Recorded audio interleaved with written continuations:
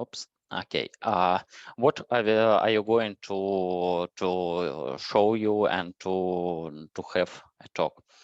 First of all, we will start from a typical communication base in microservices and why schema registry can help us. What exactly schema registry is?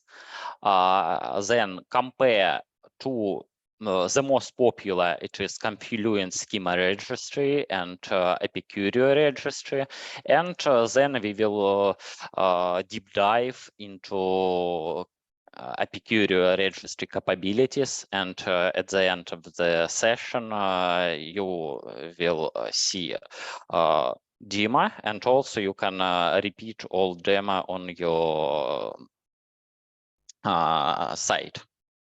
Okay, in short, if you are talking about microservice way, it is some conceptual picture. A lot of services communicate with a lot of other services. And it is difficult, first of all, from contract management.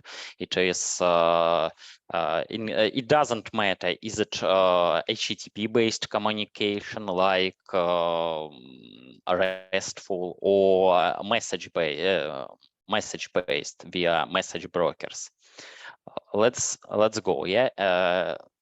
In general, yes, there are two types of communications, and different is that in a synchronous way, the client wait for response, and usually it doesn't do any other work. And asynchronous, it is much more efficient in terms of client, because client can do some other work until it receive the answer. Okay, let's go further.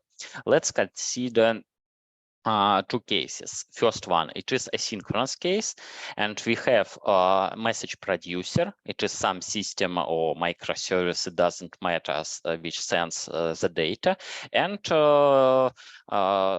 free consumers. Typical pops up case. And let's imagine that our producer moved to V2 data format.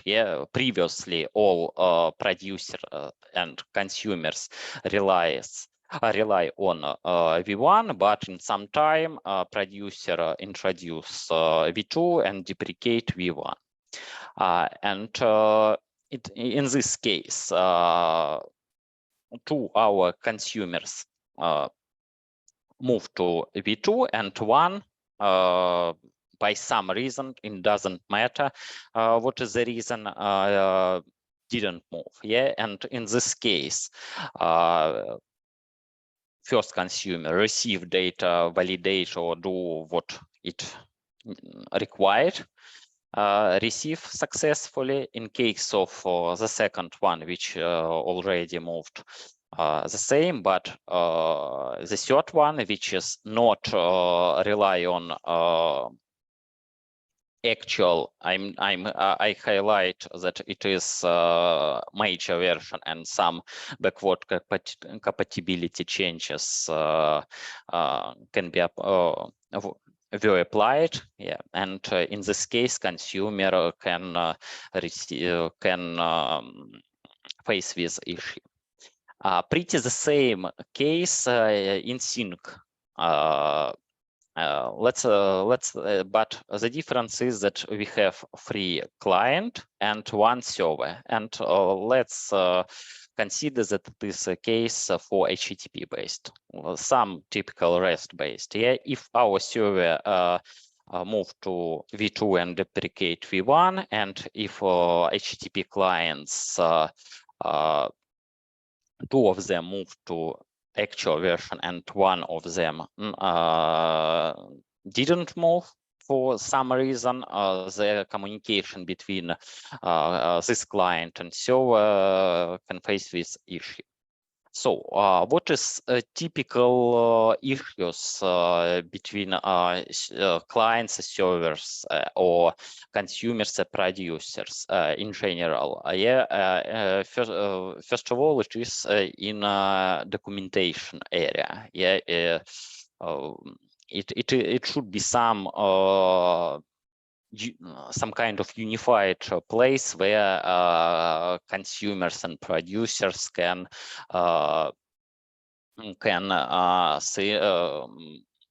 find required information and think that it is source of truth. Also data format and validation of data which sends from one side to another. Also, infrastructure access. It is some authentication, authorization, and other aspects. Availability of events, some quality of data, and some other. So, and in these cases, I would like to highlight typical issues which should be addressed. It is over the time schemas and API specs. In this session, they are synonyms. Schemas and API spec are subject to change over time. It's true. And also when if we are talking about evolution, some solution should provide validation of evolution. It means that we are implementing some change in schemas or API specs. It would be better if the tool provide evolution validation rules. And also there should be some central place which will be available for consumers and producers. It is about these 2 points. And also the last point on this slide, it is about data quality. The good practice is to implement validation on consumer side. In case of async case, it is message consumer. In case of sync case, it is server side. And typical fact, that message broker usually not aware of schema formats. It means that for message broker, it usually array of bytes. And but there is some exceptions, but in general, that's true. So, and what is the good practice related to contracts? One of them is at evolution validation for schemas and API specs into the CI/CD pipelines to prevent or to know as soon as it possible about some breaking change. Then if we need to break some compatibilities, the better way in most cases, I'm not talking about in all cases, it is to introduce new resource. It is more to HTTP based, but it is also true for async. And the next one is schema validation on the consumer side. Okay, let's go further. Let's consider async communication without schema registry. So we have some message here, and message consists of 2 parts, I would say. Metadata and data. Yeah, and message producer, it is some application or microservice, it doesn't matter, sends this data to message broker. It is some example, yeah, where in red it is metadata, and in green or yellow or orange it is data. Yeah, and you can see that pretty big part it is metadata, maybe 30%. It is around, and then this information pass through message broker to message consumer, and message consumer deliver to, if it is integration component, to some target system. So in case of schema registry, input is the same, data and metadata, but then we have some schema registry component or system. It doesn't matter how it should be it named. So, and first part it is to register schema in schema registry in this resource. Yeah, it is this action only once per schema. It doesn't. It means that the next message with this data, we should not register the schema. And as a result of this operation, it is identifier of this registry. It is usually number. Then cache this pair, I would say schema registry and identifier, and we are sending to message broker only ID of the metadata and data. Yeah, and this message is could be much more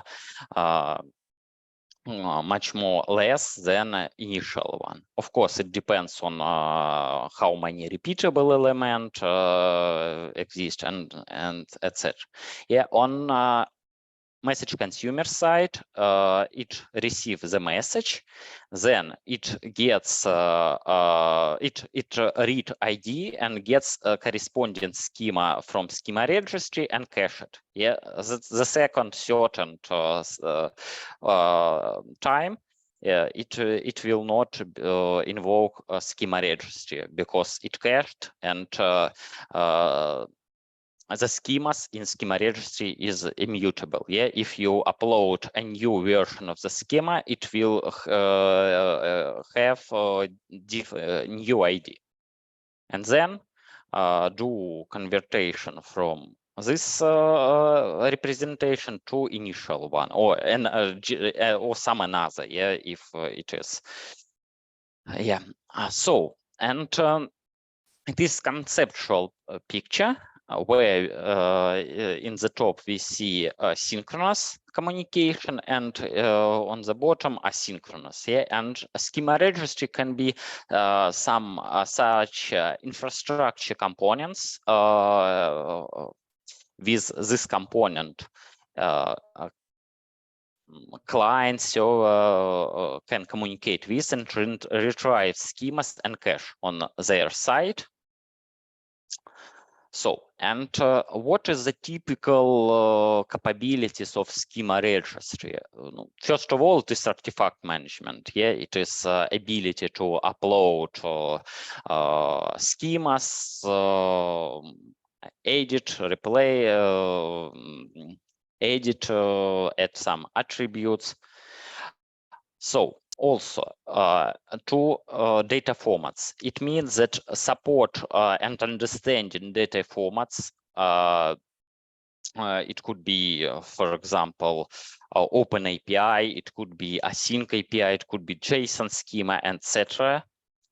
Support evaluation and versioning. Evaluation is automatic rules which helps to adhere data governance of schemas. It means that you can configure that if the next version breaks backward compatibility, just for example, it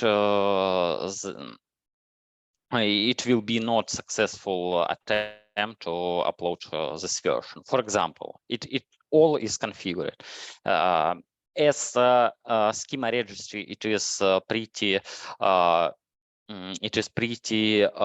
central place for integration. Authentication, authorization is also important, and for example, for security department or some other department, auditability is also important. I'll cover these topics on the next slide. And before we move to the next part, probably you can you heard about Apicurio in technology radar, last technology radar, where this company highlights this product and moved. It is first appearance in the radar, and it appear in trial part, and probably it is I would say some kind of recognition. And at the same the main driver of Apicurio, it is Red Hat, one of the main open source vendors. So let's take a look on some comparison of two Confluent Schema Registry and Apicurio. This is a slide about functional capabilities. The next one will be about technical capabilities. Of course, both solutions support base functionality like schema registration, check-in evolution, and validation formats. Yeah. But as for Confluent Schema Registry, it supports Apache Avro, JSON Schema, and Protobuf. At the same time, I should highlight that Confluent Schema Registry designed mostly for Kafka, because Confluent is maybe the biggest commercial Kafka provider. But at the same time, Apicurio Registry support some additional schemas / APIs. GraphQL, OpenAPI, Async, WSDL, XML schema. So what else? I think the important part is authorization, because Confluent Schema Registry doesn't provide such capabilities. If we are, first of all, consider an open source version of this product. And auditing. By auditing, I mean, first of all, out-of-the-box support for event sourcing.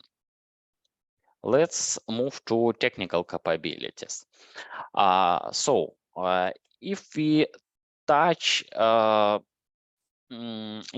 technology stack for, I don't know, maybe modification or maybe contribution purposes, Apicurio Registry based on Quarkus. Quarkus at Red Hat is the main contributor for Quarkus as well, and it is pretty modern framework. Of course, it is not so popular like Spring Boot is, but at the same time, it is popular. As for Confluent Schema Registry, it is based on Confluent libraries, and I wanted to highlight this point that for Quarkus, a lot of libraries exist, and if you are going to extend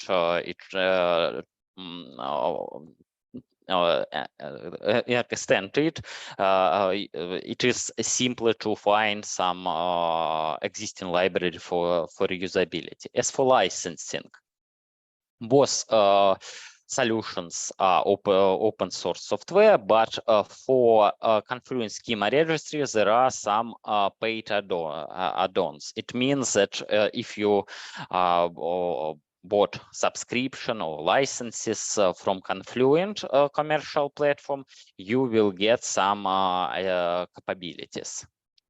So, of course, Confluent Schema Registry rely on Kafka and store data into the Kafka And as for Apicurio Registry, it also supports SQL database Postgres or in memory. In memory, it is more for development purposes. Yeah. As for authentication, both solutions support HTTP basic, but Apicurio Registry support OpenID Connect, which is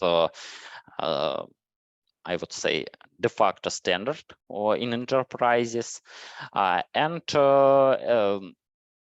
for a role-based model, it is available in Confluent Registry only with paid subscription. In open source, there is no such option.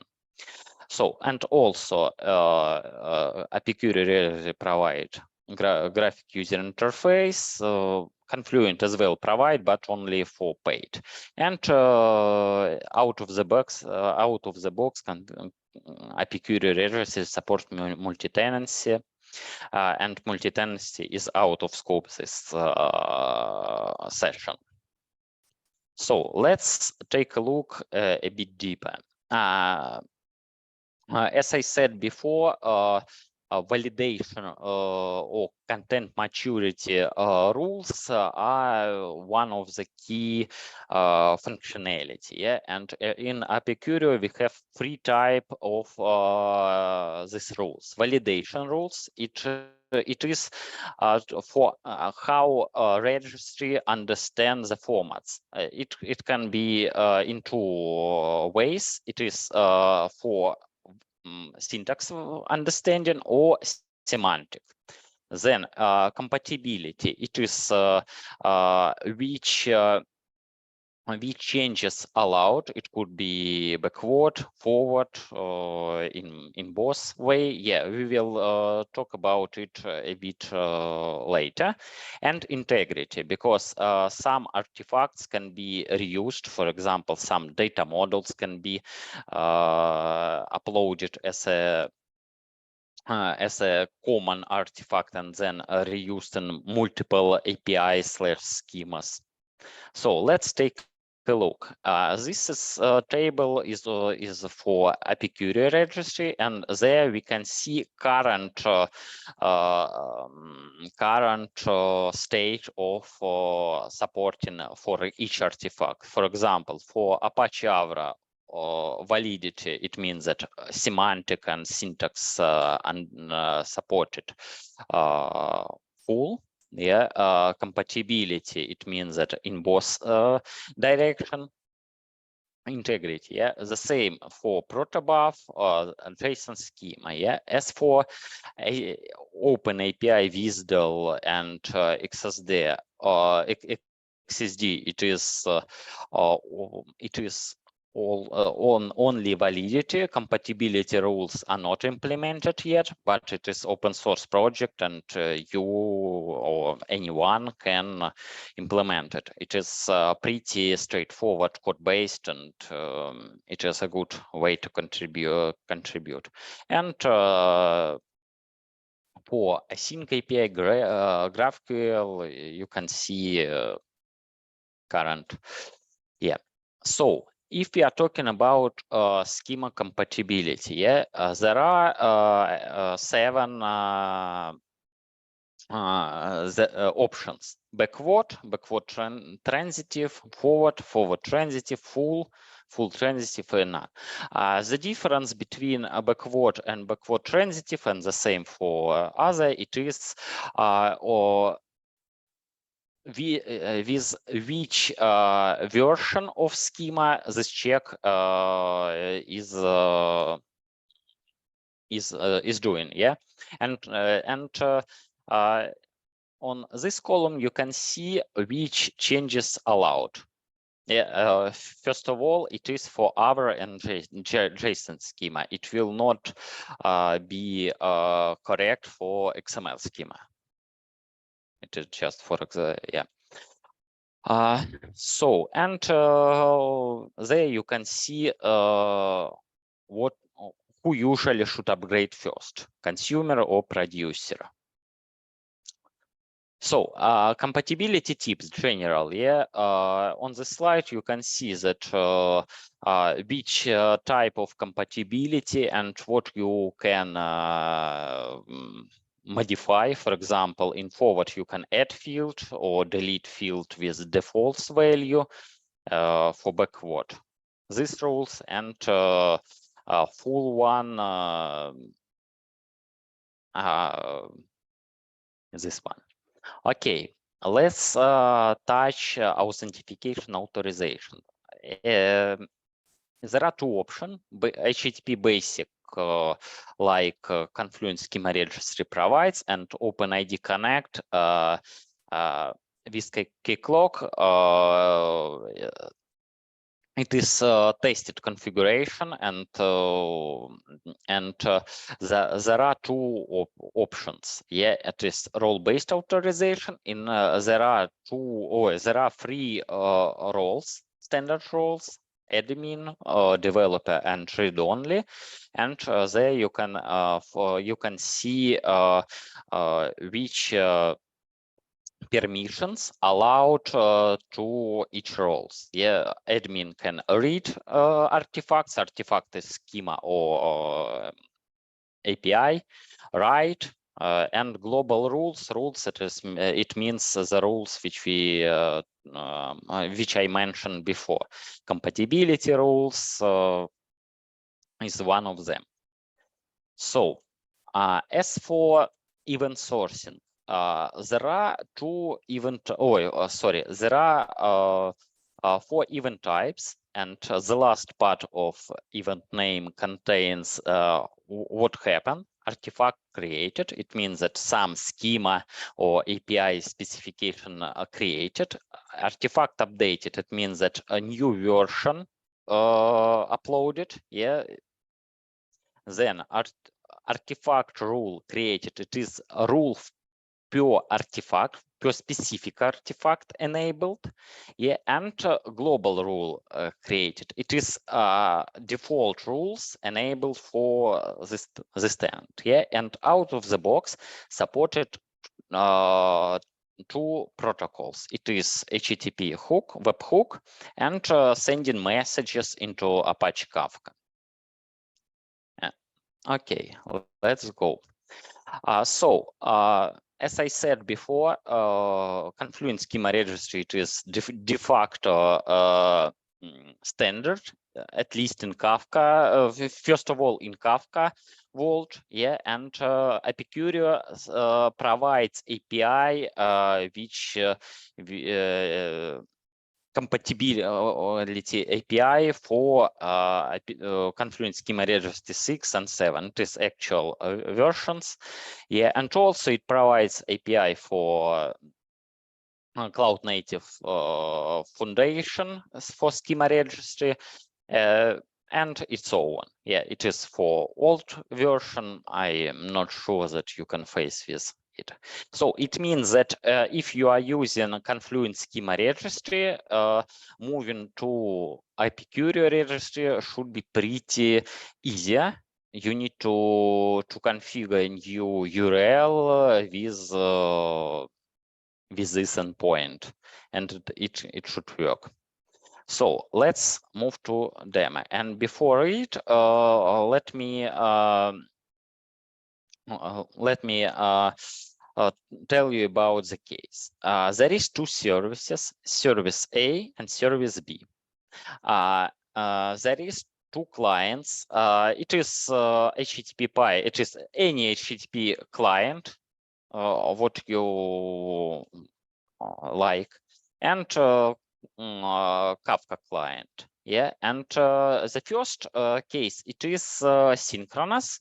It works over HTTP, and it sends JSON over HTTP. Service A, when it starts, it loads JSON schema from schema registry, Apicurio registry, load it once, and our HTTP client sent a request. And if request successfully validated against of schema, JSON schema, it return HTTP 200. If the message is invalid, then it returns 422. So in the second case, it is asynchronous. In asynchronous, it is the same case, but we are sending XML message into input Kafka topic.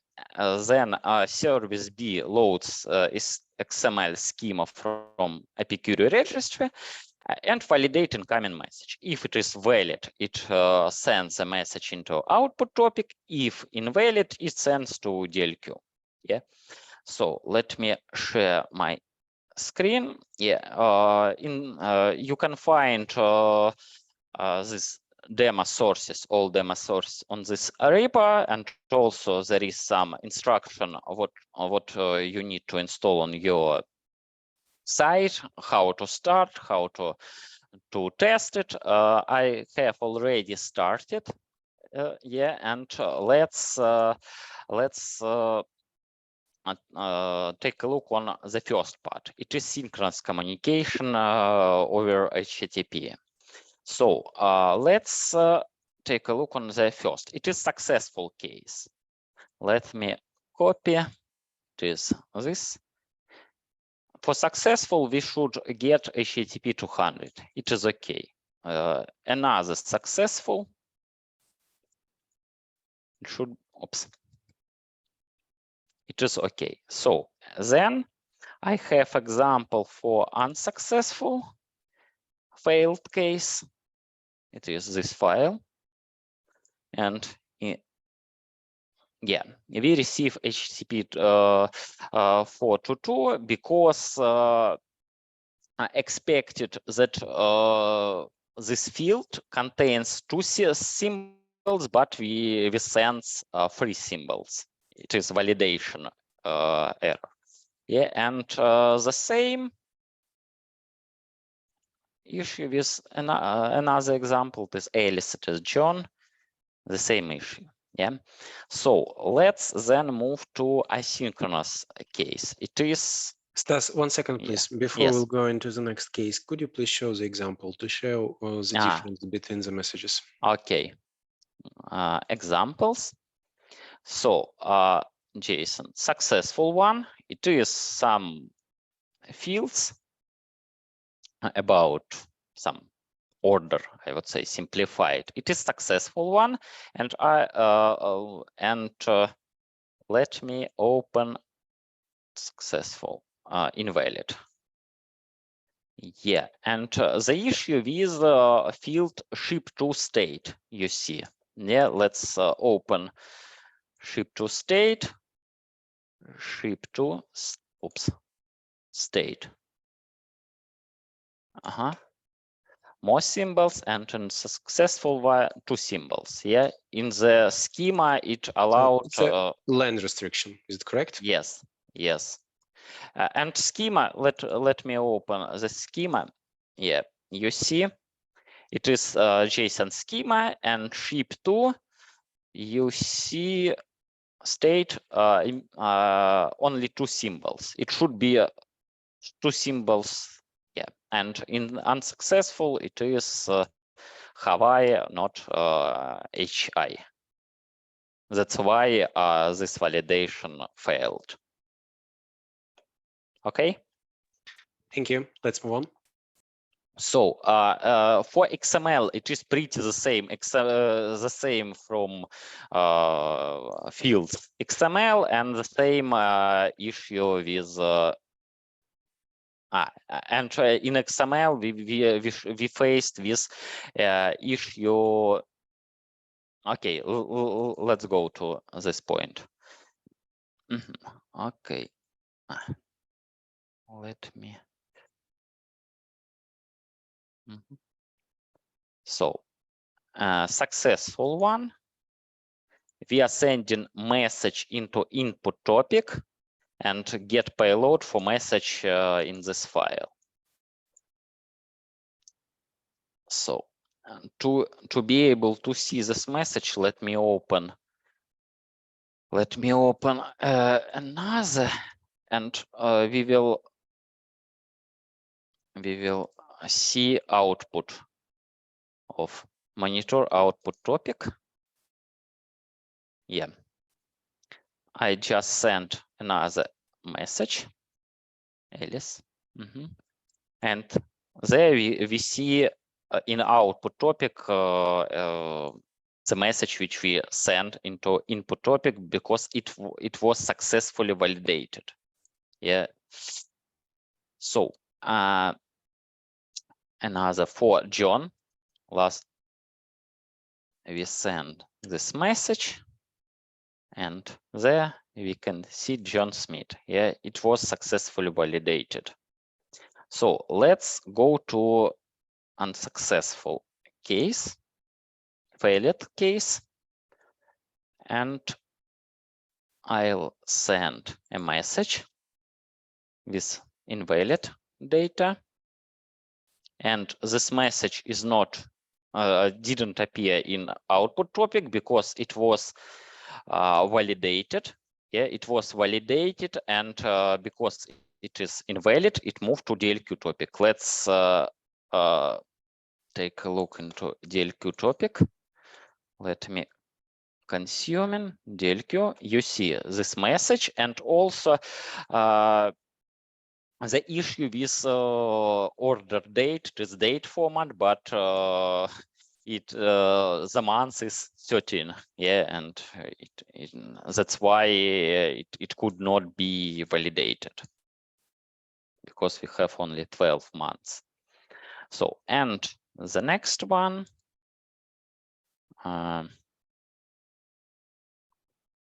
Oops, this one is John. Yeah, and it is the next one. I also print headers. In the headers, I add error message. Yeah, and John. Yeah. The issue with John is in price. It is not decimal, but I have sent, I would say, string. Yeah, that's why it was unsuccessful validation. So what else?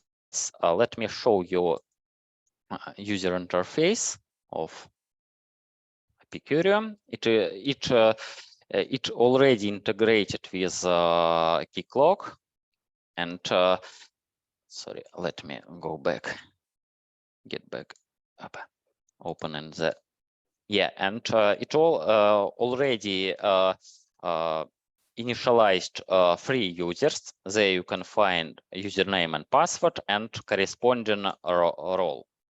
So the most powerful user is J Cooper. It is admin role. So yeah, what we can see here, yeah, there is 2 our schemas. It is XML schema. Oh, sorry, it is JSON schema. My bad. Yeah, and there you can see some. You can add some description, labels, some property key value pairs.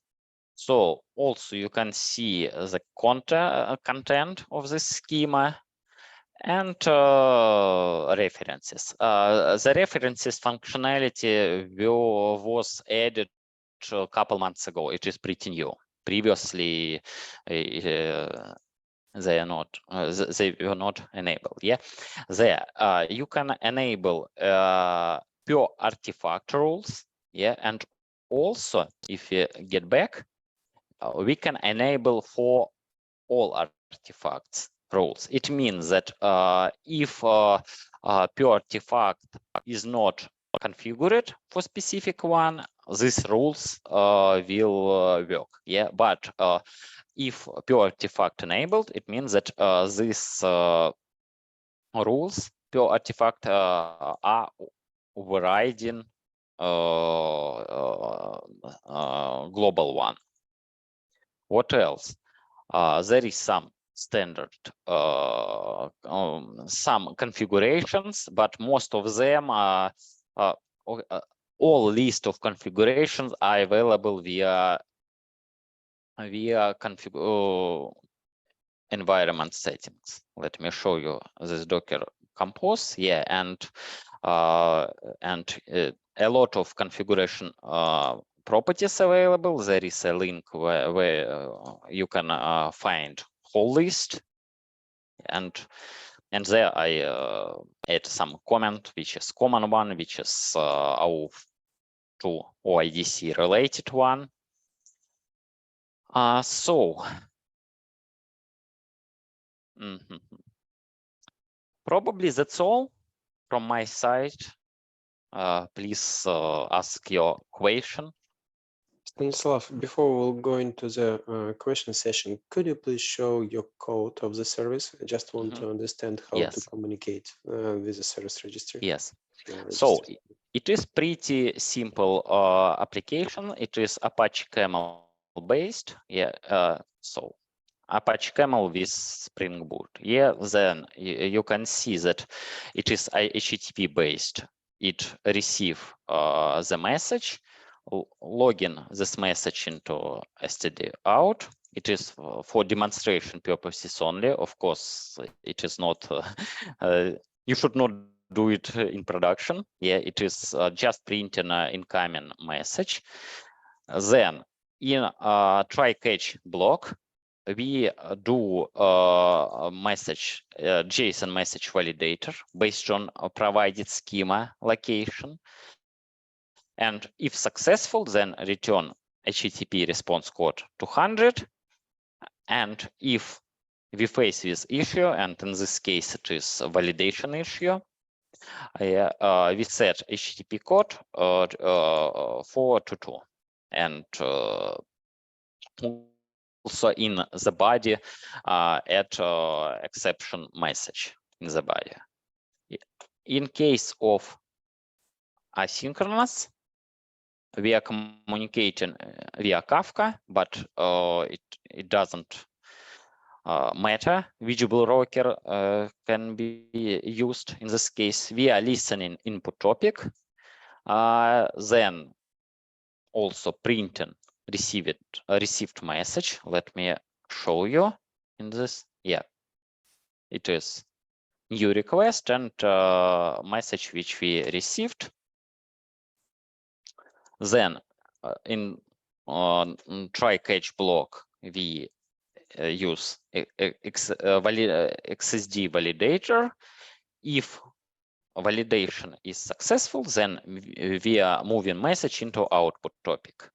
If we faced with any issue, we print this issue into the log and move this message into DLQ topic, and also add to header message error message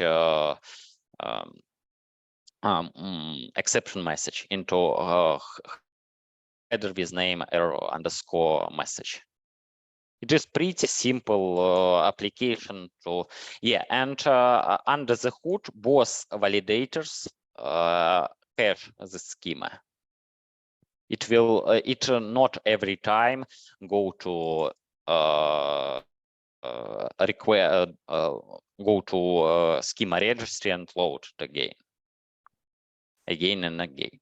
Thank you, Stas. We have one question related to the demo. How does Klog enforce your role-based access control to your topic in Kafka? Can you please show that? So no. In this case, Klog is using for Apicurio Registry. It is for access. Let me show you logout, and we have user Charles Dickens, who is read-only. Yeah, you see that there is no ability to upload artifact, change settings, but we can take a look on attribute. We cannot enable some rules. Yeah, it is read-only. So, and let me show you inside of Klog how it is organized. Probably it could be interesting. Klog port is 88. Let's let me show you. Admin. So in Keycloak, we have a registry realm, and in a registry we have Apicurio related entity. It is Apicurio registry and a registry API. So what we there we have not my bad, sorry, I forgot. Let's drill down. To be honest, I forgot a bit. Probably Apicurio registry API. Where is now? Roles, group role. Yeah, it is our schema registry roles: admin, developer, and read-only. There we can add some additional attributes, and there we can see that J Cooper user is a member of this role. Yeah, all role-based and user-based communication or operations are delegated from Apicurio registry to Keycloak. If you are going to implement this is for Kafka, there will another webinar. You can find the recording, but it is only on Russian, and it was this picture. Let me show. Yeah, where we used Keycloak for granting access to the specific topics. Yeah, if not theoretically, you can combine both demos, and or in the same Keycloak, yeah, or realm, you can grant permission, for example. Thank you, Stas. You just covered the next question. It was related to the Kafka, not to the current topic. Can you please, can you use the same approach to restrict access to topics in Kafka 2? So yes, you have already explained and shared the information where it can be found. Yeah, and so one point which I wanted to add about the role model is different. Yeah, in Kafka it is I would suggest to take a look on this presentation and probably recording. In Kafka, role model is more how to say, is wider due to how to say, maybe complexity. A lot of different objects exist in Kafka and less in Apicurio registry. Got you. Thank you very much. And let's move. The next question. Can you please explain advantages of working with a service register in comparing of working with a standard SWAP or SOAP notation? SOAP? Swagger or SOAP notation. Swagger. So I would say that schema registry solution raised from message brokers. First of all, from Kafka, yeah, and Confluent was a pioneer, I would say, yeah. And as for message brokers, it is the value is clear, yeah. As for async, message brokers here, yeah. As for synchronous communication, the benefits is not so clear, but one of them, it is ability to reuse artifacts. For example, if you have integration with maybe the same or different system, and data objects are the same. For example, you are communicating synchronously with some system, and some common blocks are the same. You can reuse it and have one place for changing, and also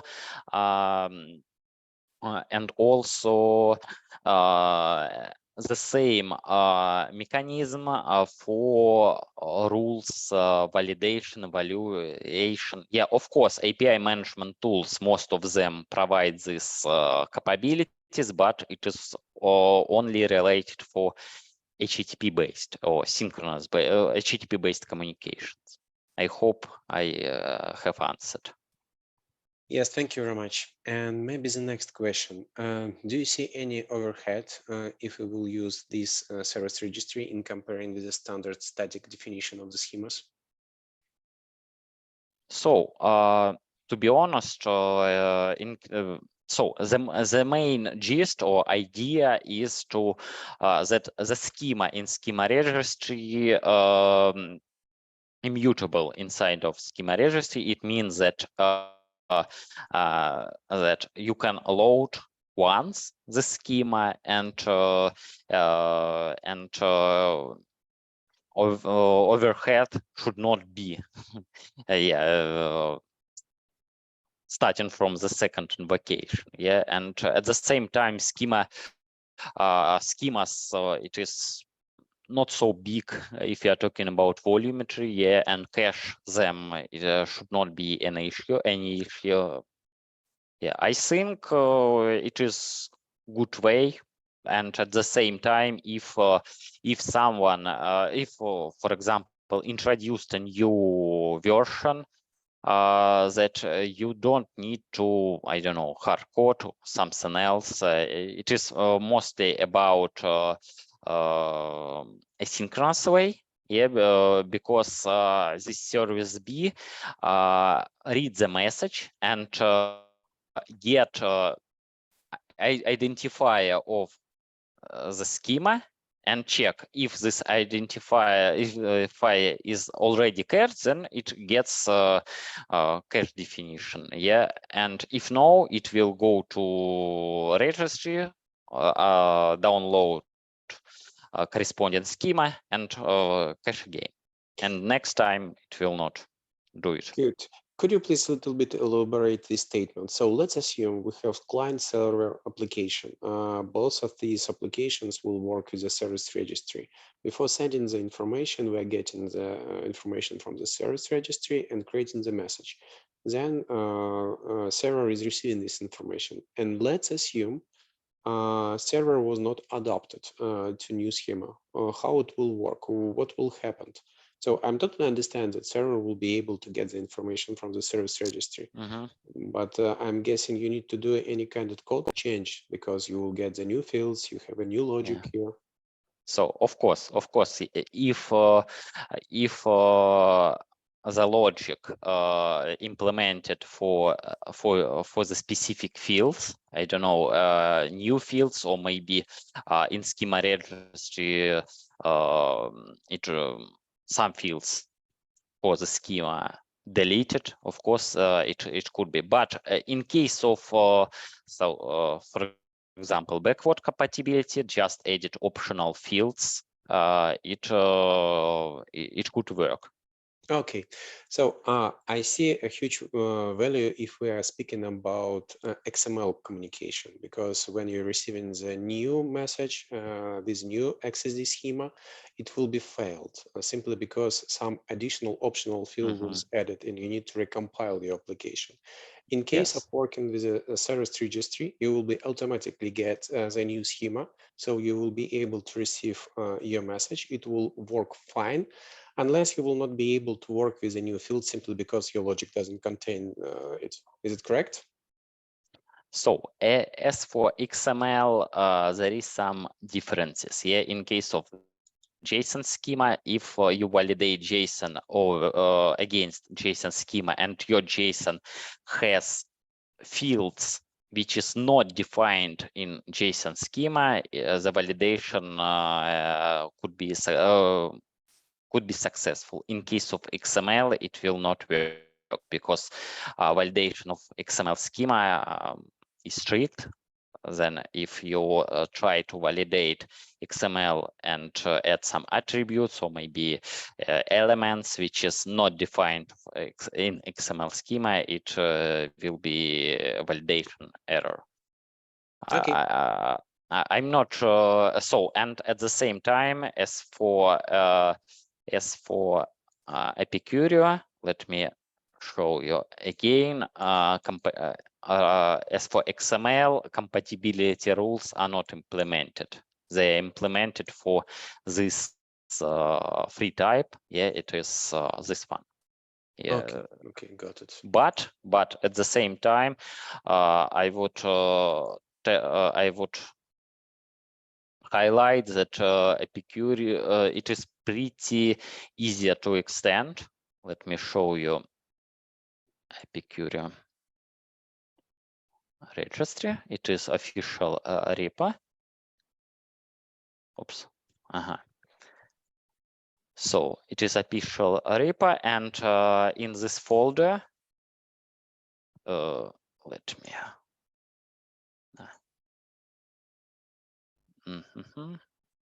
No, it's wrong somewhere here. Let me. Sorry, my bad. I thought schema util. Yeah, in schema utils folder you can see related rules. For example, for Apache Avro,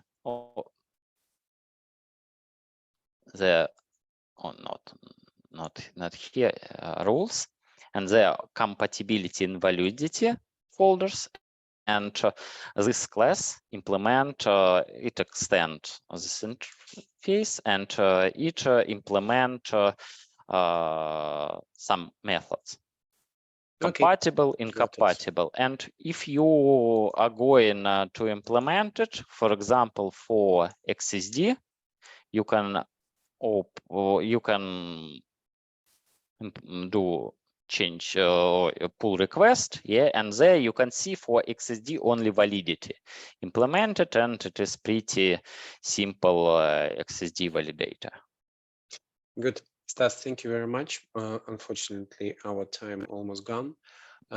Just want to mention that your webinar related to the Kafka is interesting for participators, and they are asking you to share the link to the webinars and to the Git repository. So if you can do, yeah, let's do it right now. Yes, let's do it. So let me get back.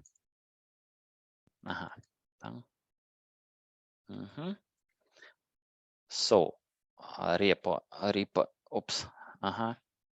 This is one. It is this one. It is related to our, oops, not here. Also, the presentation attached. I'll update a bit. I added a couple slides. So I'm sorry. Right now I'm speaking about the Kafka demo, not this one. My bad. Sorry. As for Kafka, this one. I paste both links. Yeah. And also I would recommend to, there is also all source code, and you just need to have Docker compose, and yeah. Good. Okay. Thank you very much. It was pretty interesting. Thank you. Thank you all for participation. Yeah, I hope it was useful for you. And see you next time.